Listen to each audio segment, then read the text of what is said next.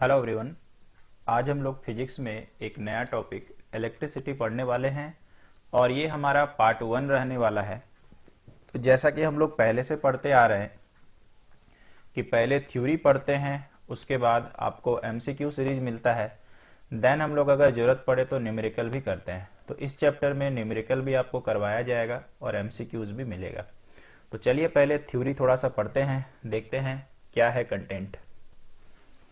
आइए कुछ पॉइंट्स देखते हैं। इसमें जितने भी पॉइंट्स लिखे हुए हैं प्लीज ध्यान से नोट कर लीजिएगा, सबके सब इम्पोर्टेंट है। सबसे पहले दोस्तों, आवेश क्या होता है? लिखा तो हुआ है। आवेश को इंग्लिश में क्या कहते हैं? तो चार्ज कहते हैं।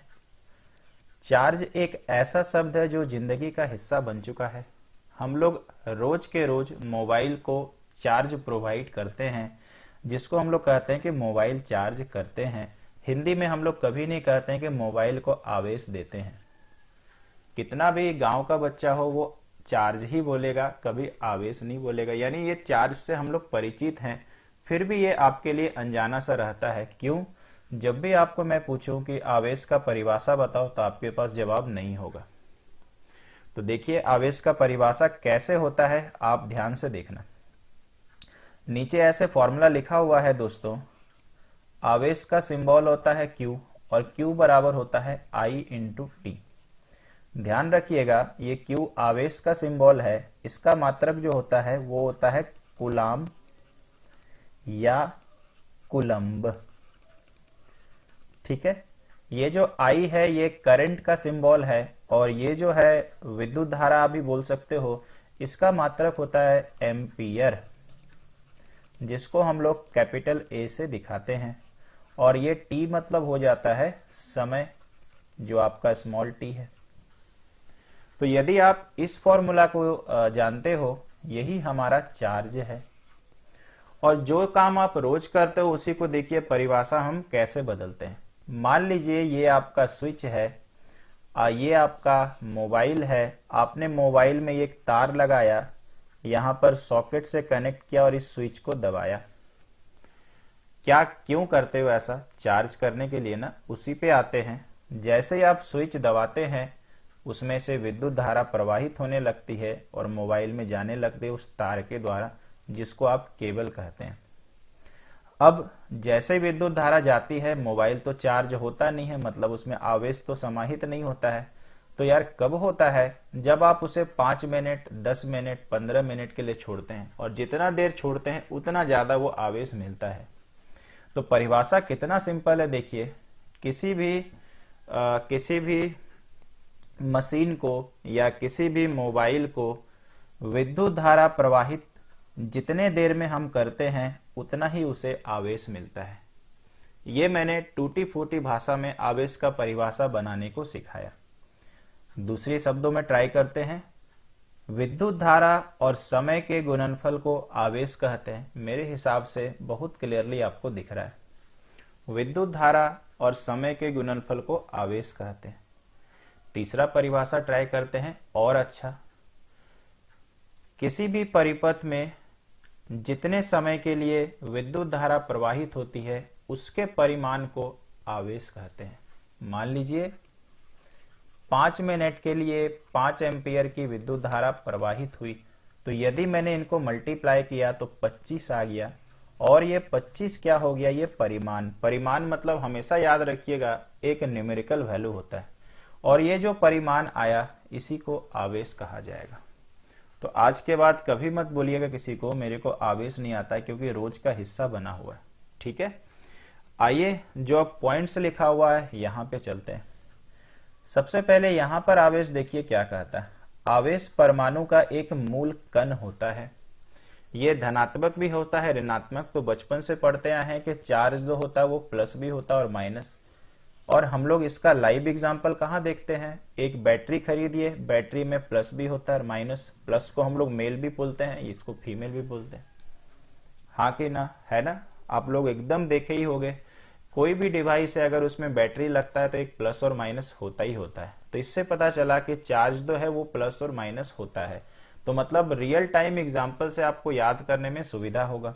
ठीक है, समान आवेश एक दूसरे को प्रतिकर्षित करते हैं। प्रतिकर्षित करने का मतलब भाई पसंद नहीं करते हैं, ठीक है। तो इसका मतलब ये हो गया कि अगर प्लस और प्लस को सामने रखे, माइनस और माइनस को सामने रखे तो छिटक जाएगा। आम लाइफ में भी कुछ ऐसा ही होता है, लड़का लड़का के सामने पसंद उतना नहीं आता, दोस्त अलग होता, बाकी तो आप समझ ही रहे हो। लड़की लड़की भाई थोड़ा से दोस्ती में ही हो जाता है, लेकिन अगर ये दोनों को सामने ला दो तो प्यार हो जाएगा। तो भाई आगे में लिखा हुआ है कि असमान आवेश एक दूसरे को आकर्षित करते हैं, ठीक है। अब कौन ज्यादा करता है कौन नहीं करता है, इससे आप भली भांति परिचित होंगे भाई। रियल टाइम में भी कोई ज्यादा होता है आकर्षित, कोई कम होता है, ठीक है। कोई चेहरा देख के होता है, कोई दिल देख के होता है। तो बाकी चलो वो तो उधर की बात हो गई, हम लोग अपने पढ़ाई में वापस लौटते हैं। कूलाम आवेश का मात्रक है, जैसा कि मैंने आपको बताया सिंबल होता है सी। एमसीक्यू शुरू हो चुका है, देखते जाइए, एक से बढ़कर एक एमसीक्यू है। एक कूलाम आवेश यानी 1C इक्वल टू, एग्जाम में आ चुका है, 6 गुना 10 का पावर 18 इलेक्ट्रॉन। ये आपको याद रखना है, यानी एक कूलाम इक्वल टू 6 गुना 10 का पावर 18 इलेक्ट्रॉन होता है। और अगर मैं कहता हूं कि एक इलेक्ट्रॉन पर आवेश कितना है, यानी 1E इक्वल टू कितना है, ये भी सुपर इंपॉर्टेंट सवाल है, एग्जाम में कई बार आ चुका है। 1.6 into 10 to the power -19C यानी कूलम्ब, ठीक है। तो आशा करते हैं दोस्तों ये चीज आपको समझ में आया होगा, है ना। अच्छे से इसको याद करिएगा।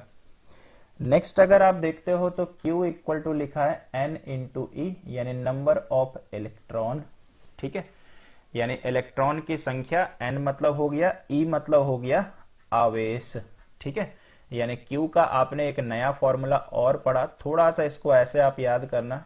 ये तो Q का मतलब आवेश हो गया, देखिए लिखा भी हुआ है। N का मतलब इलेक्ट्रॉन की संख्या, ठीक है। और एक कूलॉम में इलेक्ट्रॉन की संख्या होती है 6 गुना 10 का पावर 18। और E का मतलब हो गया एक इलेक्ट्रॉन पर आवेश, मतलब इतना। तो इन दोनों को अगर आप मल्टीप्लाई कर दोगे तो Q का मान निकल जाएगा, चलेगा। इसके बाद आइए पढ़ते हैं विद्युत धारा क्या होता है, जिसका सिंबल होता है I। परिभाषा काफी सिंपल है, आवेश के प्रवाहित होने की दर को विद्युत धारा कहते हैं। देखिए फिजिक्स में एक चीज ध्यान रखिएगा, अगर कभी भी दर बोला, जिसे इंग्लिश में रेट कहते हैं, तो दर का मतलब ही सोचो कि बट्टा समय है। ये छोटा छोटा बारीक चीज याद कर लेंगे ना तो परिभाषा रटने की जरूरत कभी नहीं पड़ेगी लाइफ में। देखिए मैं बताता हूं इसका मतलब क्या है। Q equal to I into T है ना, तो मुझे बताइए यहां से I बराबर क्या आ जाएगा, Q बाई टी। फॉर्मूला बनाना, यहां पर क्या है दोस्तों, समय ही तो है, यहां पे क्या है, आवेश ही तो है।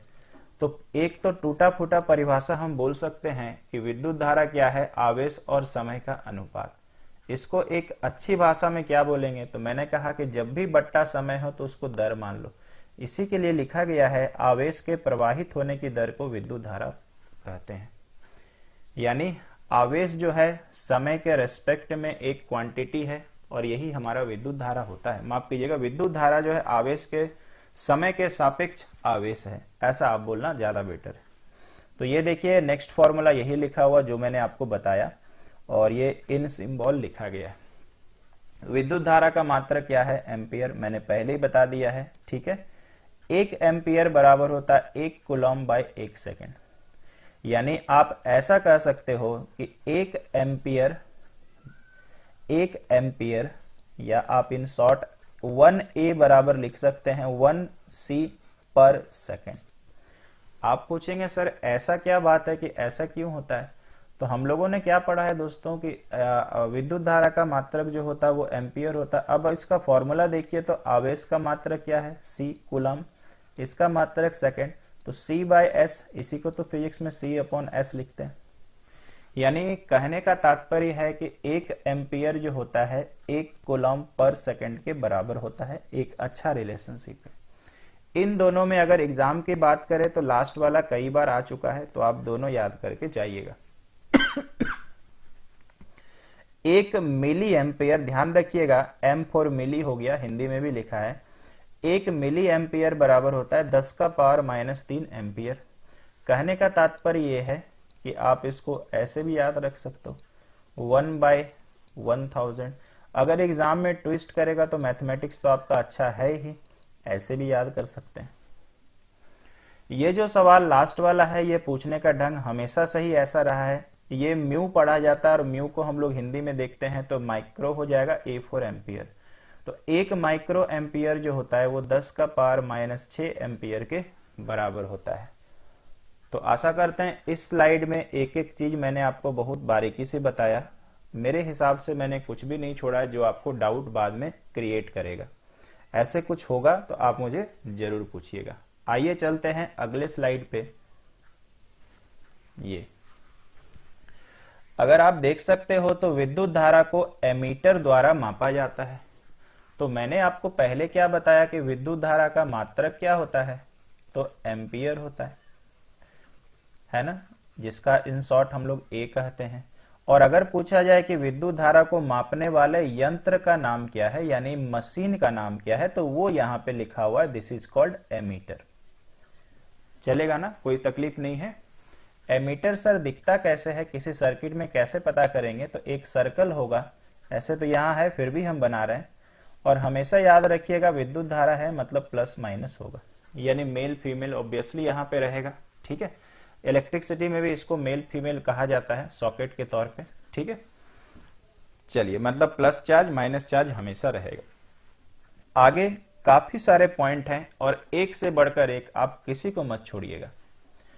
एमीटर का प्रतिरोध कम होता है तथा हमेशा श्रेणी क्रम में जुड़ता है। आगे आपको जरूर से बताएंगे, थोड़ा आप समझना कि श्रेणी क्रम का मतलब हुआ, आगे जाके आप आर पढ़िएगा, जिसको इंग्लिश में रेजिस्टेंस कहा जाता है और हिंदी में प्रतिरोध कहा जाता है। तो हमेशा याद रखिएगा जो एमीटर होता है वो हमेशा श्रेणी क्रम में जुड़ता है। प्रतिरोध का सिंबल ऐसा है, आगे दिखाएंगे इस तरह से। ये सबसे पहला बहुत इंपॉर्टेंट पॉइंट है, एग्जाम में कई बार आया हुआ है कि एमीटर कौन से क्रम में जोड़ा जाता है, तो श्रेणी क्रम में। ठीक है, आने वाले टाइम पे श्रेणी क्रम हम चर्चा जरूर करेंगे। एमीटर का प्रतिरोध भैया कम होता है। ठीक है, आने वाले टाइम में आप पता भी कर पाएंगे कि क्यों कम होता है। चलो, विद्युत धारा की दिशा इलेक्ट्रॉन के प्रवाहित होने की दिशा के विपरीत मानी जाती है। यह भी क्वेश्चन एग्जाम पे आ चुका है कि विद्युत धारा की दिशा क्या होती है, तो ऑप्शन में आपको ये कंप्लीट दिखेगा, इलेक्ट्रॉन के प्रवाहित होने की दिशा के विपरीत। यानी अगर इलेक्ट्रॉन इधर से इधर प्रवाहित हो रहा है, इलेक्ट्रॉन का चार्ज माइनस होता है, तो विद्युत धारा कैसे प्रवाहित होगी दोस्तों, यानी विपरीत, यानी इधर। आशा करते हैं आपको समझ में आया होगा। कारण क्या है, आइए पता करते हैं। क्योंकि जिस समय विद्युत धारा की परिघटना का सर्वप्रथम प्रेक्षण किया गया था, यानी टेस्टिंग किया गया था, वहां इलेक्ट्रॉन के बारे में कोई जानकारी नहीं थी, अतः विद्युत धारा को धनावेशों का प्रवाह माना गया। ठीक है, यानी स्टार्टिंग के अकॉर्डिंग उनको चूंकि इलेक्ट्रॉन के बारे में पता नहीं था और इस कारण से उसको धनावेश यानी पॉजिटिव माना गया, और इसी कारण से पता किया गया कि वो विपरीत है, यानी विपरीत प्रवाहित होती है। तो जरूर से याद रखिएगा, काफी इंपॉर्टेंट पॉइंट है। नेक्स्ट चलते हैं, विभवांतर क्या होता है। विभवांतर ध्यान से देखिएगा। मान लीजिए एक पॉइंट ए है और एक पॉइंट बी है। ठीक है, यहां पर मेरा एक आवेश है, इसका मान या नाम x है। इस आवेश को ए से बी तक लाने में जितना काम किया गया, बस वही विभवांतर है। ऐसे अंदर से फील होता ना, विभव अंतर। अगर आप हिंदी में अच्छे हो तो इसका संधि विच्छेद करेंगे तो विभव का अंतर होना चाहिए। तो लगता तो है कि कुछ माइनस होगा, तो माइनस होता है, वो भी होता है, वो न्यूमेरिकल में आपको हम बताएंगे। फिलहाल आपको कहता है कि विभवांतर क्या है, तो यानी किसी एक बिंदु से कोई भी आवेश को दूसरे बिंदु तक ले जाने में जितना काम होता है वो भी विभवांतर होता है। मतलब सोचो यहां से यहां तक जो गया वही विभवांतर। लेकिन अगर इसका आपको न्यूमेरिकल में जाएंगे तो सोचिए कि वहां परिमाण पूछेगा, तो सोचो कि ये यहां से यहां हो गया तो मान कैसे पता चलेगा, तो घटा के। खैर चलिए, वो बाद की बात है ना। इसके बाद हमारे पास आता है एक सुपर इंपॉर्टेंट फॉर्मूला, ये जो न्यूमेरिकल में बहुत आपका मददगार रहने वाला है। V का फॉर्मूला हो गया W/θ। ठीक है, W अपॉन थीटा। थीटा क्या है आने वाले टाइम पे हम चर्चा करेंगे, न्यूमेरिकल में भी मेरे को करना है। विभवांतर का मात्रक क्या होता है दोस्तों? वोल्ट। आपको पहले से भी पता होगा, जितने भी बैटरी आते हैं, चाहे वो छोटे हों, चाहे वो बड़े हों, चाहे बल्ब आते हों, सब पे वोल्ट लिखा रहता है। जैसे 9 वोल्ट का बल्ब जो है ऑब्वियसली हमारे घर पे है ना, तो ये वोल्ट इसका सिंबल हो गया। 1 वोल्ट किसके बराबर होता है याद नहीं करना, ये 1 वोल्ट ही विभवांतर है, बस ये ढंग से लिखा गया। जब 1 कूलाम आवेश को लाने के लिए 1 जूल का काम होता है तो विभवांतर 1 वोल्ट कहलाता है। समझिए ध्यान से, दोनों डेफिनेशन में फर्क क्या है, माइनर फर्क है। यहां मैंने क्या बताया, x आवेश को a से b तक ले जाने में किया गया कार्य। यहां पे क्या है सर, जब 1 कूलाम आवेश को मान लीजिए x को ही लाने के लिए 1 जूल काम होता है, इसमें कितना कार्य हुआ पता नहीं, जबकि 1 वोल्ट में पता है कि x को मान लीजिए वो x 1 कूलाम है, उसको अगर 1 जूल काम होता है तब वो 1 वोल्ट कहलाता है। तो इसका मतलब ये हो गया, मुझे बताइए 1 कूलाम हुआ ना प्रति 1 जूल। इसी को तो यार लिखा हुआ है ढंग से, थोड़ा मैंने उल्टा लिख दिया, 1 जूल अपॉन 1, ये सी ऊपर जाएगा तो मैथमेटिक्स आपका बढ़िया। क्लियर है, कोई समस्या नहीं। अब जिस तरह से आपने एमीटर पढ़ा जो श्रेणी क्रम में जुड़ा रहता है और क्या काम करता है, विद्युत धारा को मापता है, सेम इसी तरह से एक मशीन हमारे पास है ये, इसका नाम क्या है, वोल्ट मीटर। ठीक है, वोल्ट मीटर क्या करता है, वोल्ट मीटर विभव अंतर को मापता है। समझ रहे हैं, विभव अंतर को मापता है, लिखा भी तो हुआ है विभवांतर को मापने की युक्ति। ठीक है, इसको मापता है, फिलहाल ऐसा याद करें, और जो जो गुण एमीटर में होता है उसका उसका उल्टा सोचिए वोल्ट मीटर में याद करना है।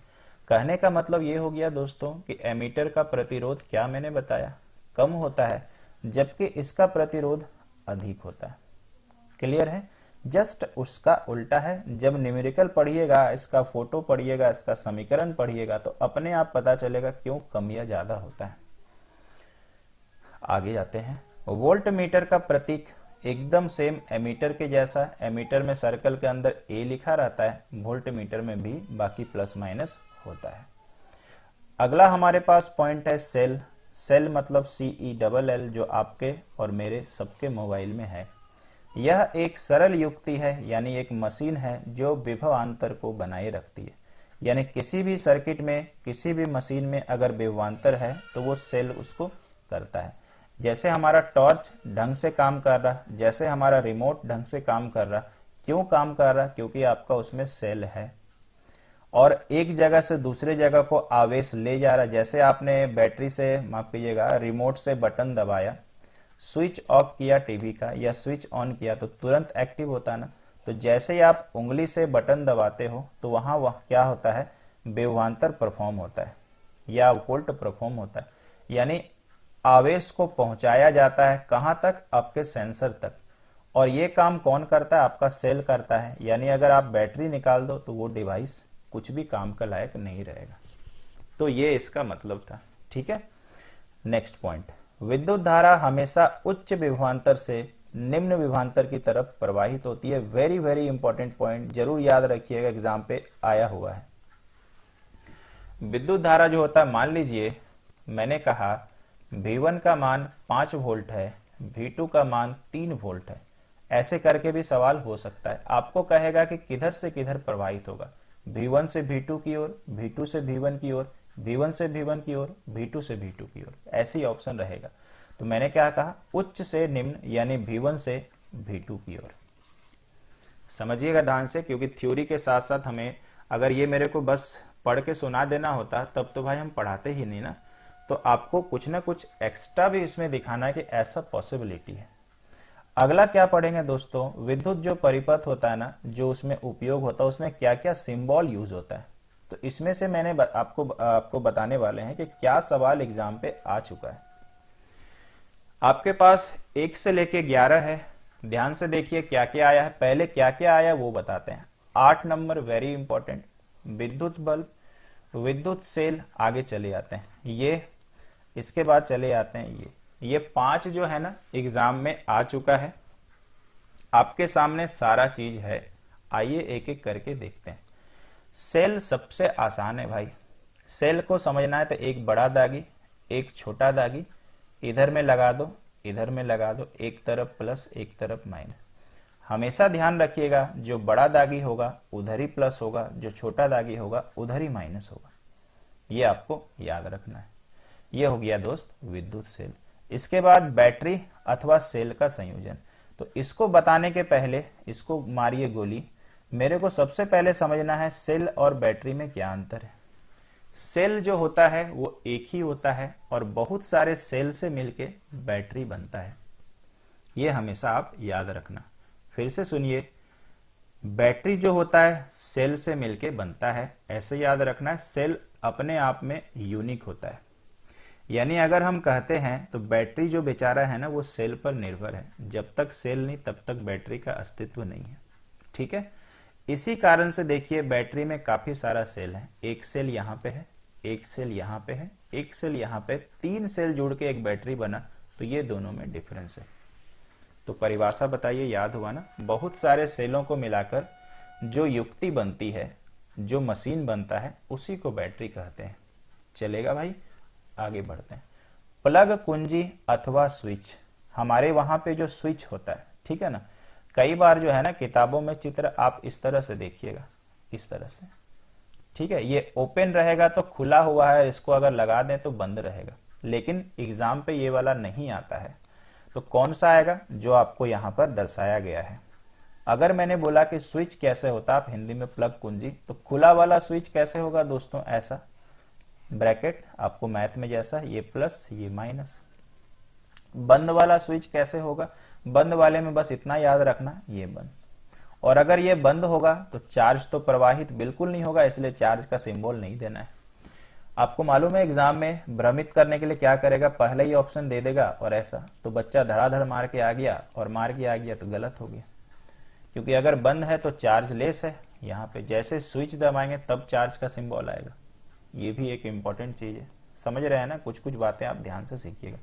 नेक्स्ट हमारे पास है तार संधि। तार का ज्वाइंट कैसा होता है? तो कुछ नहीं, ऐसा करो और बिंदु लगा दो।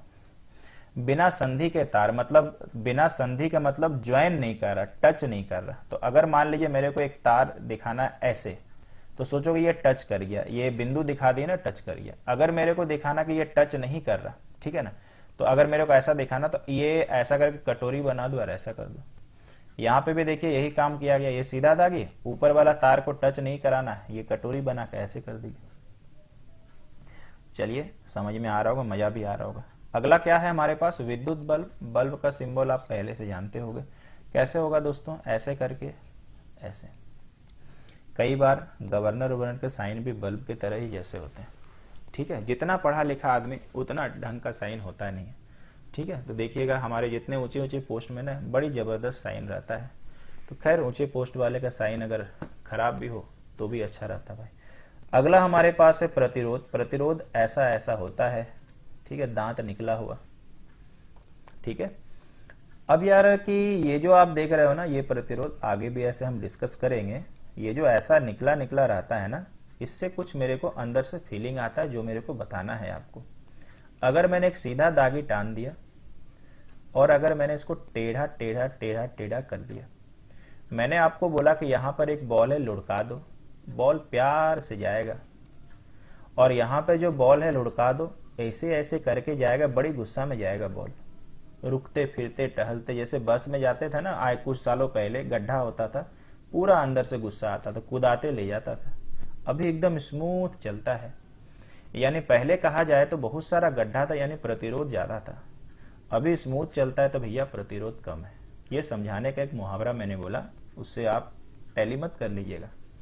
तो कहने का तात्पर्य यह है कि अगर ये प्लेन तार में करंट पास करे तो बड़ी जल्दी से निकल जाएगा, और प्रतिरोध में पास करे तो ऐसा नहीं कि भैया बहुत टाइम लगा देगा, लेकिन कंपैरिजन टू दिस थोड़ा सा ठहरेगा, क्योंकि मुड़ा मुड़ा है। और ध्यान रखिएगा, तार जितना मुड़ा हुआ होगा इसका मतलब प्रतिरोध उसका उतना ज्यादा हुआ। आप बहुत मोड़ दे रहे हो ऐसे ऐसे ऐसे ऐसे करके, है ना, तो बहुत ज्यादा मोड़ दीजिएगा, कहने का मतलब प्रतिरोध इसका बहुत ज्यादा होगा। अगर बिना मुड़ा हुआ तार है यानी प्रतिरोध ना के बराबर है। ध्यान रखना, जितना ज्यादा तार मुड़ेगा करंट उतना ही ठहरेगा और तार उतना ही ज्यादा गर्म होगा।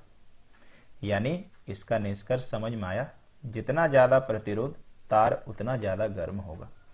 इसी कारण से घरों में जो वायरिंग होता है ज्यादा मुड़ा नहीं जाता है। इसी कारण से आपके घर के जो फ्यूज होते हैं, पता नहीं आपने लगाया है कि नहीं, उसमें देखिएगा तार को एकदम स्ट्रेट टाइट बांधा जाता है। थोड़ा सा भी लूज रहा तो तार मुड़ेगा और आपको पता है वो 24 घंटा चलते रहता है। जैसे जैसे तार आपका गर्म हो जाएगा फिर वो ब्रेक कर जाएगा। ठीक है दोस्तों, तो कुछ बुद्धि आपको मैंने दिया, इसको लीजिए। परिवर्ती प्रतिरोध अथवा धारा नियंत्रक। धारा नियंत्रक का सिंबल ये है, ये आप याद करना। प्रतिरोध में ये इस तरह से तीर का साइन है ना, ये धारा को कंट्रोल करने के लिए। एमीटर और वोल्टमीटर ऑलरेडी बता चुके हैं, ए एंड बी। तो ये बड़ा मजेदार चीज आपने सीखा। आइए चलते हैं आगे। इसके बाद काफी फेवरेट, मेरा भी स्कूल से ही रहा है, मेरे को तो अभी तक याद है, पता नहीं आप लोग तो मेरे से बाद में पढ़ो याद है कि नहीं। ओम का नियम। किसी विद्युत परिपथ में धातु के तार के दो सिरों के बीच विभवांतर उसमें प्रवाहित होने वाली विद्युत धारा के समानुपाती होती है, परंतु तार का तापमान समान होना चाहिए। आप मारिए इसको गोली, जितना जल्दी मार सके। आपको भाई याद करना यही ओम का नियम है।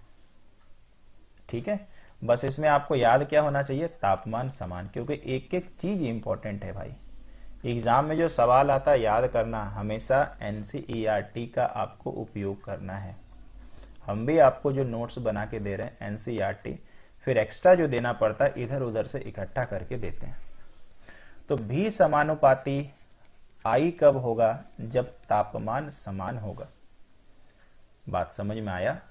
अब यहां पर आपको पता है कि मैथ हो चाहे केमिस्ट्री हो, समानुपाती में अगर एक इक्वल साइन देना तो यहां कोई कांस्टेंट देना पड़ता है, और वही कांस्टेंट भैया आर है। तो हमारे को फिर से न्यूमेरिकल के लिए एक नया फॉर्मूला मिल गया। भी मतलब विभवांतर, पहले से पढ़ के रखे हैं। ये जो होता है ना, ये धारा और प्रतिरोध के गुणनफल के बराबर होता है।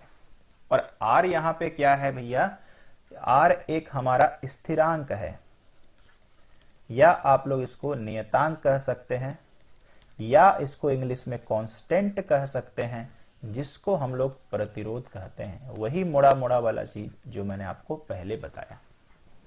आशा करते हैं दोस्तों अच्छा लग रहा होगा। एग्जाम में अगर आपको एडवांस लेवल के फिजिक्स पढ़ के जाने हैं तो आपको याद रखना है कि ओम के नियम का ग्राफ इनमें से कौन सा है। क्या पता दिमाग खराब हो जाए एग्जामिनर का और आपसे पूछ दे। तो ओम के नियम का ग्राफ ये होता है। ऊपर वाला जो y अक्ष है उसमें विभवांतर होता है, नीचे वाला जो x अक्ष है उसमें एमीटर होता है यानी धारा होता है। तो ये भी हो गया, ये I, और ये बीच वाला जो ग्राफ जाता है ना, ये मालूम है बीच से सीधा क्यों किया गया, क्योंकि तापमान समान है, यानी इधर से भी समान, इधर से भी समान, इधर से भी समान, इधर से भी समान, और ये नियम हो गया। तो आपसे रिक्वेस्ट है आप ग्राफ भी याद रखिएगा। ठीक है, चलिए यहां तक ओम का नियम भी पढ़ चुके हैं। प्रतिरोध का सर मात्रक क्या होता है, तो प्रतिरोध का मात्रक दोस्तों होता है ओम। सिंबल क्या होता है, घर का जो ताला होता है ना, देखना जिधर ताला में चाबी घुसाते हो ना, ऐसे ही सिंबल होता है। तो प्रतिरोध का मात्रक ओम, विभवांतर का तो वोल्ट पढ़े हैं, आई से पहले परिचित हैं। अब प्रतिरोध होता क्या है सर, मैंने तार का एग्जांपल दिया ना, इसमें करंट तुरंत चला जाएगा। अगर आप इसको ऐसे कर दो तो यही प्रतिरोध है। तो प्रतिरोध क्या करता है, विद्युत धारा का विरोध करता है। कहानी खत्म। आइए देखते हैं पढ़ के किताब क्या कहता है। यह चालक का वह गुण है जिसके कारण वह प्रवाहित होने वाली विद्युत धारा का विरोध करता है। मैंने भी वही तो कहा, किताब में भी वही दिया, तो इसका मतलब रटने की जरूरत है नहीं भाई। ऐसा ही मात्रक ओम है, जैसा कि मैंने आपको बताया। ये कहां से आया, कहीं से नहीं आया, दिमाग से आया। कैसे बताते हैं बताइए। V बराबर आई आर है ना, तो R बराबर क्या होगा, V बटा आई। खुद से बुद्धि लगाओ यार। V का मात्रक वोल्ट, I का मात्रक एम्पियर। वही तो कहा गया है, यहाँ कौन सा बड़ा काम कर दिया किताब ने। यानी 1 ओम, क्योंकि इसका मतलब तो ओम ही हुआ ना, आर का मतलब 1 ओम, इसीलिए लिखा गया 1 ओम इक्वल टू 1 वोल्ट पर एम्पियर। बस यही हिंदी में लिखा गया है। क्लियर है भाई? यहां पर एक परिभाषा 1 ओम का दिया है, मत पढ़िए, इन सब का झंझट मत पालिए, आप खुद से परिभाषा बनाइए कि वोल्ट और एम्पियर के अनुपात को ओम कहते हैं। कहानी खत्म करिए, है ना? अब किताब वाला पढ़ के देखो, थोड़ा सा उसमें कुछ तेल मसाला लगा के दिया होगा। जब परिपथ में 1 एम्पियर की विद्युत धारा प्रवाहित हो रही है तब विभवांतर 1 वोल्ट। मतलब बताइए, मूर्खता वाला ही बात है ना, लेकिन फिर भी लोग रटते रहते हैं। ये तो देख के लिखा है किताब वाला, जब 1 एम्पियर की विद्युत धारा प्रवाहित होती है तो 1 वोल्ट होता है। तो भाई दिख तो रहा है ना, उसी को तो मैंने अपने अंदाज में बुलाना। ठीक है, तो कभी कभी खुद के भाषा को भी प्रयोग करें। नेक्स्ट वन इज धारा नियंत्रक क्या है? याद है ना धारा नियंत्रक का सिंबल क्या था? इस तरह से तीर। परिपथ में प्रतिरोध को परिवर्तित करने के लिए जिस युक्ति का प्रयोग होता है उसे धारा नियंत्रक। एग्जाम के लिए अच्छा सवाल बनेगा ये, ध्यान रखिए। क्या फिर से बोला है? परिपथ में प्रतिरोध को परिवर्तित करने के लिए। मान लीजिए एक एग्जाम्पल देते हैं, 2 प्रतिरोध है जुड़ा हुआ है। मान लीजिए यहां से 5 ओम है, मेरे को इसको चेंज करके यहां पे डालना है और इसको 3 ओम करना है। ये जो प्रतिरोध को चेंज करने का जो मशीन है ना, उसी को कहते हैं धारा नियंत्रक। आशा करते हैं ये एग्जाम्पल समझ में आया होगा। आखिरी कंटेंट बहुत दमदार है। वे कारक जिन पर एक चालक का प्रतिरोध निर्भर करता है, यानी किस किस चीज पर प्रतिरोध भैया निर्भर करेगा। सबसे पहले यहां पर चारों पॉइंट को फिर से मारिए गोली। आर बराबर फॉर्मूला क्या था? V बटा आई। तो पहले जो आंखों के सामने है उसको देखिए, आर भी पे निर्भर करेगा, आर आई पे निर्भर करेगा। तीसरा हमने सर अभी तक क्या पढ़ा है? तार के तापमान पर निर्भर करेगा क्या? जी हाँ। आइए अब पढ़ते हैं। चालक की लंबाई के समानुपाती होता है, फर्स्ट आपने नया पढ़ा। अनुप्रस्थ काट के क्षेत्रफल का व्युत्क्रमानुपाती होता है, यानी ध्यान से देखिए, आर शॉर्ट में मालूम है, ऐसे याद रखिए, आर एल के समानुपाती हुआ, जितना लंबाई होगा उसके समानुपाती। इसके बाद क्षेत्रफल, तो 1 बटा आप एल स्क्वायर लिख सकते हैं, व्युत्क्रमानुपाती है ना, ये हो गया। तापमान के समानुपाती आप प्लीज सिंबल याद रखना। और पदार्थ की प्रकृति, क्योंकि तापमान मतलब पदार्थ कैसा है इस पे भी डिपेंड करता है। तो ये 3 रूल अपने को याद रखना है, एग्जाम में बहुत इंपॉर्टेंट है कि प्रतिरोध किस पर निर्भर करता है। आशा करते हैं दोस्तों समझ में आया होगा। चलते हैं आगे और आगे देखते हैं क्या है। नेक्स्ट क्या कहता है? विद्युत प्रतिरोधकता। 1 मीटर भुजा वाले घन कैसा होता है देखने में? आइए बनाते हैं एक फोटो छोटा सा। घन का मतलब जिसकी सभी भुजाएं बराबर होती है, ये मतलब हर तरफ से ये 1 है, इधर से भी, इधर से भी, इधर से भी, इधर, मतलब सब तरफ से 1 है। तो 1 मीटर भुजा वाले घन के विपरीत फलकों में, मतलब विपरीत मतलब एक इधर हो गया, एक इधर, एक ऊपर हो गया, एक नीचे, एक सामने और एक पीछे, वो हम दिखा नहीं पाएंगे। तो 1 मीटर भुजा वाले घन के विपरीत फलकों में से धारा गुजरने पर जो प्रतिरोध, यानी बाएं से दाएं में जो गया, उसमें जो प्रतिरोध उत्पन्न हुआ, प्रतिरोधकता कहलाया। इसको आसान कैसे करें सर? घन रहना जरूरी है क्या? बिल्कुल नहीं सर। आपके घर में दीवार है ना, अपना कमरा ले लीजिए ना, गन को मार दीजिए गोली, है ना, फिजिक्स में बहुत गोली मारना है। और आप सोचो कि इस दीवार से इस दीवार में जो करंट गया, किसी न किसी तार के माध्यम से तो गया होगा, तो इस दीवार से इस दीवार के में जो करंट गया, आमने सामने पड़ा कि नहीं, इसी को प्रतिरोधकता बोलेंगे। कहानी खत्म। थोड़ा और अच्छा करें, आमने सामने या आप बोल सकते हो विपरीत दिशा में जब धारा गुजरती है और उसमें जो प्रतिरोध होता है वो प्रतिरोधकता कहलाता है। खत्म हो गया, काहे को हम घन वगैरह याद करते चले। ठीक है, चलिए अगला क्या कहता है? एसआई ओम मात्रक, ओम मीटर। ये विद्युत प्रतिरोधकता का मात्रक है, ओम मीटर। ठीक है, ओम मीटर विद्युत प्रतिरोधकता का मात्रक। तो एग्जाम में कंफ्यूज मत होइएगा, प्रतिरोध का मात्रक आएगा तो ओम लिखना है और प्रतिरोधकता का मात्रक आएगा तो ओम मीटर लिखना है। तो देखने से भैया लगता है कि ओम मीटर अगर इसका यूनिट है तो इसका पक्का कोई ना कोई फॉर्मूला होता होगा। तो ओम मीटर देखें लिख के, ओम मीटर यानी ओम गुना मीटर, यानी ओम का मतलब आर गुना मीटर का मतलब दूरी, यानी आर इंटू एल। यानी करते करते मैंने फॉर्मूला बना लिया। यानी प्रतिरोधकता जो होती है वो प्रतिरोध और लंबाई के गुणनफल के बराबर होता है, इसीलिए इसका जो मात्रक है वो ओम मीटर है। देख रहे हैं कितना मजेदार चीज है। आइए कुछ पॉइंट्स देखते हैं। प्रतिरोधकता चालक की लंबाई एवं अनुप्रस्थ काट के क्षेत्रफल के साथ नहीं बदलती, परंतु तापमान के साथ परिवर्तित होती। सुपर इंपॉर्टेंट सवाल आ चुका है। ध्यान रखिएगा, प्रतिरोधकता आया था किसके साथ बदलती है, तो तापमान के साथ बदलती है। लंबाई के साथ क्यों नहीं बदलती भाई, क्योंकि फॉर्मूला में ऑलरेडी लंबाई है। आगे ये जो पॉइंट है अभी तक नहीं आया है, धातुओं और मिश्र धातुओं का प्रतिरोधकता परिसर मतलब जो रेंज होता है ना, वो 10 का पावर -8 से, ये माइनस मत समझ लीजिएगा, से 10 का पावर -6 ओम मीटर होता है। यानी छोटा से बड़ा की ओर लिखा गया है। मिश्र धातुओं की प्रतिरोधकता उनकी अवयवी धातुओं से अपेक्षाकृत अधिक होती है। मतलब क्या समझे, मिश्र धातु का जो प्रतिरोधकता होता है अवयवी धातु मतलब जिनसे वो बना होता है उनसे ज्यादा होता है, क्योंकि जो जिस चीज से बना होगा उससे काफी स्ट्रांग होगा, ऑब्वियस बात है प्रतिरोधकता ज्यादा होगा। आगे मिश्र धातुओं का उच्च तापमान पर शीघ्र ही उपचयन नहीं होता, मतलब वो जल्दी जलता नहीं है, अतः इनका उपयोग तापन युक्तियों में होता है। ये तो मिश्र धातु का कंसेप्ट है।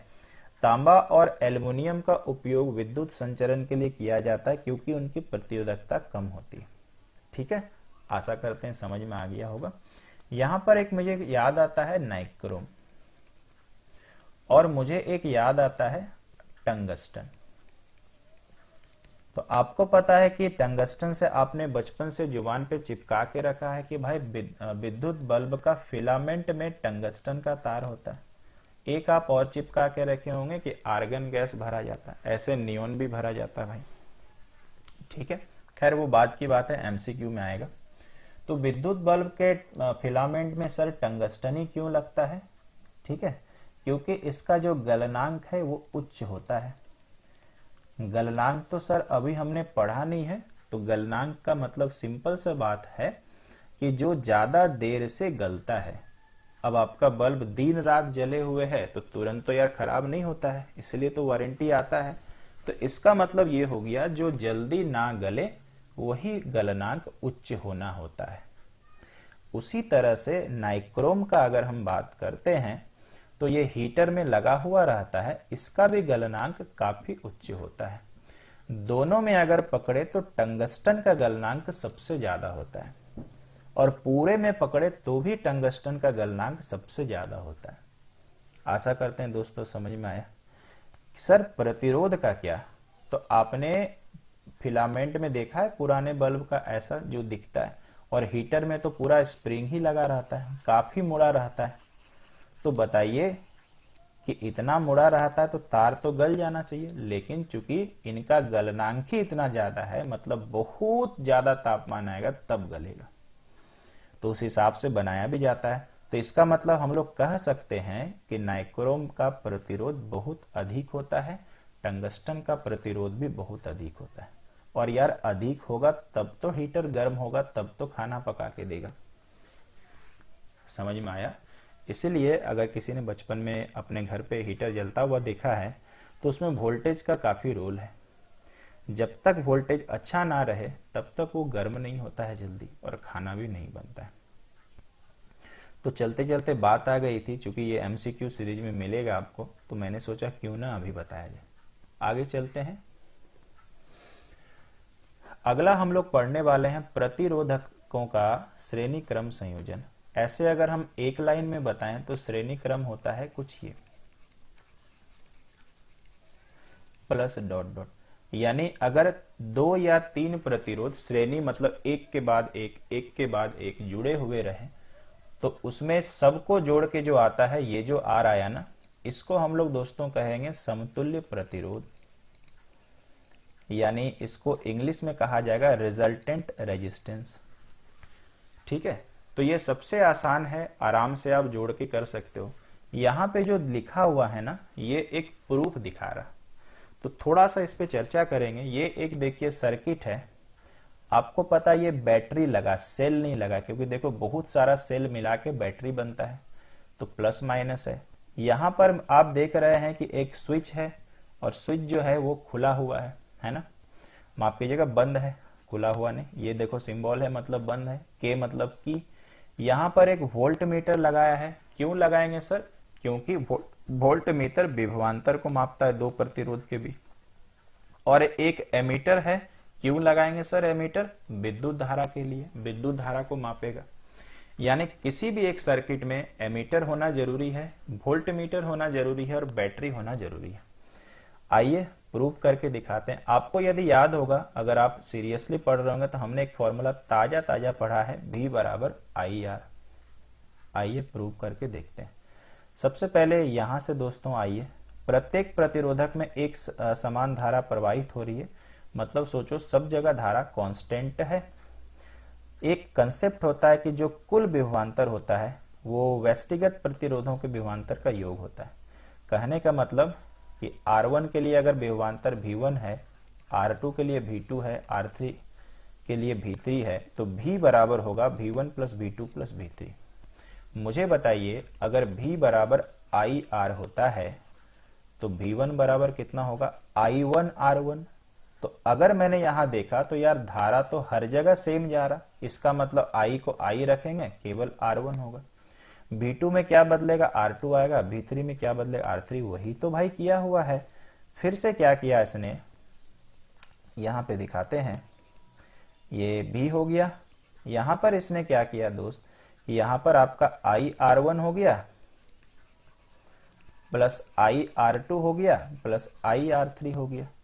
अगर यहां से I कॉमन ले लें तो R1 plus R2 plus R3, और V का फॉर्मूला रियली IR होता है। तो ये गया, कहां गया पता नहीं, आप देख लो, R बराबर जो आया प्रूफ हो गया। यानी श्रेणी क्रम में क्या हो गया कि आपका एक के बाद एक प्रतिरोध अगर एक लाइन से जुड़ा रहे तो वो श्रेणी क्रम है। पहचानेंगे कैसे सर? बताते हैं ना। इस तरह से एक के बाद एक जुड़ा हुआ रहेगा, इसको हम लोग कहते हैं दोस्त श्रेणी क्रम। क्या सर और डायग्राम नहीं हो सकता है? बिल्कुल हो सकता है, वक्त जब आएगा तब करेंगे, फिलहाल तो थ्योरी चल रहा। इसके बाद हम लोग का जो एक लाइन ऊपर में लिखा हुआ ना, इसको याद करिएगा।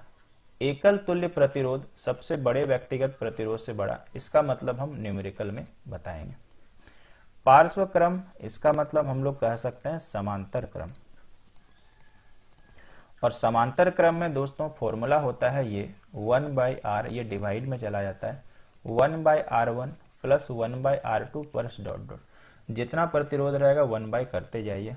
प्रूफ करने का तरीका इसमें क्या होता है, इसमें श्रेणी क्रम में याद रखिएगा ये होता है, ये भी एक सोचो कि MCQ बन सकता है, यानी विभवांतर का टोटल सम V के बराबर होता है। यहां दोस्तों क्या होता है ना, यहां I जो होता है ना, करंट 3 पार्ट में बढ़ जाता है। अगर आपने 3 प्रतिरोध लिया तो 3 पार्ट में बढ़े। क्यों? डायग्राम देखिए ना, यहां से सोचिए करंट आ रहा, ये देखो करंट आ रहा, ध्यान दीजिएगा। यहां से देखिए करंट जा रहा ऐसे, यहां जैसे ही पहुंचा तो एक इधर चला गया, एक इधर आ गया, एक इधर, तो 3 पार्ट में बचा, इसलिए I1 I2 I3। अब आप मुझे एक बात बताइए कि V बराबर IR था, तो अगर यहां से मैंने I बोला तो V/R होगा। जब V के केस में I बराबर होता है तो I के केस में V बराबर होगा। सिंपल सा कॉमन सा लॉजिक है। तो आप मुझे बताइए, अगर मैंने यहां पर I1 पूछा तो V constant R1, similarly R2, similarly R3। तो देखो यहां पे पुट किया है सब जगह, और I बराबर V/R, V कॉमन लेंगे तो प्रूफ होगी। कुछ पॉइंट लिखा हुआ है। एकल तुल्य प्रतिरोध का व्युत्क्रम पृथक प्रतिरोधों के व्युत्क्रम के योग के। खैर इसको छोड़िए, ये इसी को लिखा गया है कि कैसे होगा। तो ये दोनों से हम आपको भविष्य में न्यूमेरिकल भी कराएंगे, आप बिल्कुल मत घबराइएगा, है ना। एक से बढ़कर एक सवाल भी बताएंगे। यहां तक बच्चे को समझ में आया? आइए कुछ और बातें। श्रेणी क्रम की तुलना में पार्श्व क्रम के लाभ। तो सिंपल सी बात है यार, ये किताबों का भी जरूरत नहीं है। मान लो ये श्रेणी क्रम है ना, यहां से आपका आई गया, और सपोज करिए ये अभी कम से कम स्ट्रक्चर से तो पता चल ही गया है सबको, है ना, कि पार्श्व क्रम ऊपर नीचे होता है, श्रेणी क्रम ये। तो सबसे पहले नुकसान क्या है, मान लीजिए कि यहाँ बल्ब लगा, यहाँ बल्ब लगा, मान लीजिए यहाँ आपका तार कट गया, तो यहाँ अगर तार गलती से कट गया तो सारा बल्ब बंद। अब सेकंड वाले में सोचो, यहाँ अगर तार कट गया और ये दोनों बल्ब लगा है, तो करंट ऐसे जा रहा होगा, तो ऊपर भी जा रहा है नीचे भी जा रहा है, तो नीचे वाला बल्ब जलता रहेगा, ऊपर वाला बंद हो जाएगा। इसका मतलब श्रेणी क्रम में देखो नुकसान क्या हो गया कि एक जगह अगर तार कट गया तो सारा काम करना बंद, जबकि पार्श्व क्रम या समांतर क्रम में ऐसा नहीं होगा। वही पहला वाला में पॉइंट में लिखा है। श्रेणी क्रम संयोजन में जब एक अवयव खराब हो जाता है, अवयव का मतलब सोचिए एक तार कट जाता है या एक मशीन खराब हो जाता है, तो परिपथ टूट जाता है, मतलब बोलने का वही बल्ब जलना बंद हो जाएगा तथा कोई भी अवयव काम नहीं करता। जबकि समांतर क्रम में सोचो इसका उल्टा। नेक्स्ट, अलग अलग अवयवों में अलग अलग धारा की जरूरत होती है। यह गुण श्रेणी क्रम में उपयुक्त नहीं होता, क्योंकि श्रेणी क्रम में धारा एक जैसे नहीं होती। याद आया ना, श्रेणी क्रम में भी बराबर होता है। चलेगा, कोई तकलीफ नहीं। पार्श्व क्रम संयोजन में प्रतिरोध कम होता है। कम क्यों होगा, देखो इसमें तो एक के बाद एक जुड़ा हुआ है ना, इसलिए ज्यादा होगा, इसमें ऊपर नीचे। दूसरा आपको कैसे समझाएं बताते हैं। दूसरा थोड़ा प्रैक्टिकल बात करते हैं। मान लीजिए R1 का मान 2 है, R2 का मान 3 है। कैसे सर, ये वाला को आप प्रूव करिएगा, दिखाइए लाइव। तो लाइव दिखाते हैं भाई। तो श्रेणी क्रम में बताइए क्या होगा, 2 + 3 5, ये श्रेणी क्रम में आया है ना, ठीक है, सीरीज में आया। पैरेलल में बताओ तो कैसे निकलेगा, 1/r = 1/r1 + 1/r2, तो 1/2 + 1/3। थोड़ा सा जल्दी से सॉल्व करते हैं, तो 5/6, तो 1/r का मान इतना है, तो r का मान भाई कितना, 6/5। जब करिएगा 1.2। ये किस में निकला, पैरेलल में। दोनों में बताइए कौन छोटा, ये छोटा। तो प्रैक्टिकली हो गया ना कि पार्श्व क्रम में यानी समांतर क्रम में प्रतिरोध छोटा होता है और श्रेणी क्रम में बड़ा होता है। तो सवाल कभी न्यूमेरिकल में भी पूछ सकता है कि 2-3 प्रतिरोध दे दिया, आपको बोलेगा समतुल्य प्रतिरोध का महत्तम मान निकालें, तो इसका मतलब आपको श्रेणी क्रम वाला फॉर्मूला लगाना होगा। कभी कहता है न्यूनतम मान निकाले, तो आपको समांतर क्रम वाला लगाना पड़ेगा। ठीक है, चलिए कुछ और इंपॉर्टेंट फॉर्मूला यहाँ देखो लिखा हुआ है। विद्युत धारा का तापीय प्रभाव। ठीक है, एक विद्युत परिपथ विशुद्ध रूप से प्रतिरोधक है। स्रोत की ऊर्जा, इसको मारिए गोली। मुझे ये सब लैंग्वेज एकदम पसंद नहीं है भाई। यहां से चालू करते हैं, है ना, मेरे को यार सही में ये सब पसंद नहीं होता है। ये वाला से चालू करते हैं। ऊर्जा को हम लोग विद्युत धारा में H से डिनोट करते हैं। शक्ति का मतलब P होता है, और ये हमारा T। ठीक है, ध्यान से देखना, H ये आपका एक बन गया फॉर्मूला। इसके बाद अगर हम लोग बात करें, सब लिखा हुआ फिर भी हम लिख रहे हैं ताकि आपको थोड़ा सा कन्विंस करा सकें। P का फॉर्मूला होता है दोस्तों V × I।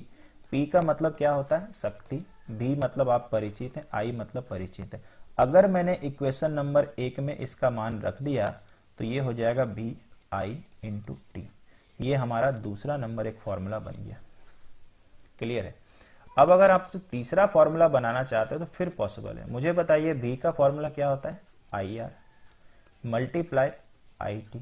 तो यार I × I कितना हो गया, I² RT। ये तीसरा फॉर्मूला बन गया। सबके सब MCQ में भी आते हैं और न्यूमेरिकल में तो इनका जोर चलता ही है। ठीक है, बहुत जरूरी है याद करना। तो आशा करते हैं दोस्तों समझ में आ गया होगा। ठीक है, अब अगर एक चौथा फॉर्मूला बनाना चाहें, यहां तो दिया हुआ नहीं है लेकिन आप बना सकते हो।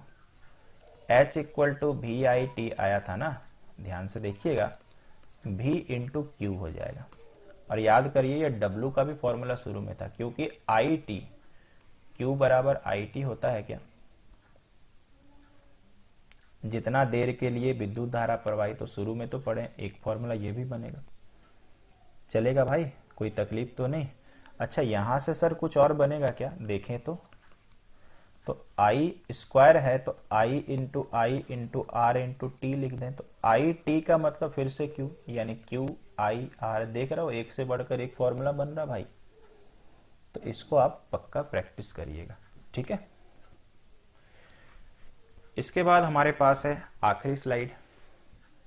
ये देखो लास्ट फॉर्मूला था, जूल का विद्युत धारा का तापन नियम, मतलब जूल के विद्युत यानी विद्युत धारा का आप नियम पढ़ रहे हो, किसी प्रतिरोध में उस विद्युत धारा के वर्ग के समानुपाती। आप ऐसा समझो, क्या बताना चाह रहे हैं, आपने फॉर्मूला पढ़ा ना, ये 3 को मारिए गोली, जैसे हम लोग तब से मारे जा रहे हैं, ये है ना। आप कुछ मत याद करो, बराबर का साइन हटाइए, समानुपाती एक एक करके लगाइए। आई स्क्वायर हो गया, बराबर का साइन हटाइए, लगाइए, बराबर का साइन हटाइए, लगाइए, और मेरे साथ बोलिएगा। यहाँ पे टी स्मॉल कर देते हैं यार।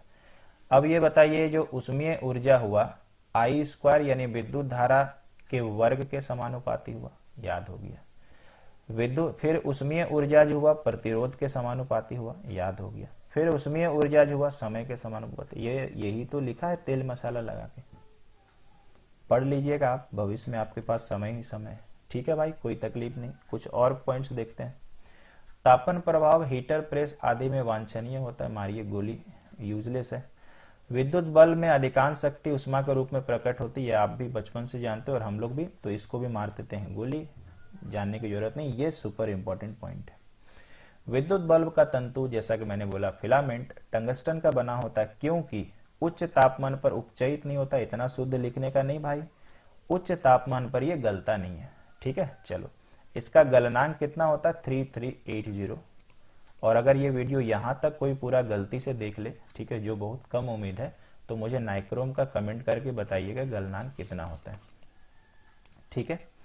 तीसरा नंबर पॉइंट, बल्ब में रासायनिक दृष्टि से अक्रिय नाइट्रोजन तथा आर्गन गैस भरी जाती है, यानी आर्गन आपने पढ़ा, नियोन मैंने बताया था बीच में, इसमें नाइट्रोजन गैस भी भरा जाता है, जिससे तंतु की आयु में वृद्धि, मतलब फिलामेंट जो होता है अच्छा वर्क करता है। विद्युत शक्ति क्या होता है, तो विद्युत शक्ति है मतलब P = V × I, ठीक है, ऊर्जा के उपयुक्त होने की दर को। चलो, तो अब मुझे बताइए P = V × I है, यहां से एक फॉर्मूला खुद बनाइए ना। V का फॉर्मूला क्या होता है, IR × I, इसको जब गुना करेंगे तो I²R, यही वाला किताब दिया है और बोलता है कि हम किताब है, तो आपको दिखा रहे हैं, ठीक है।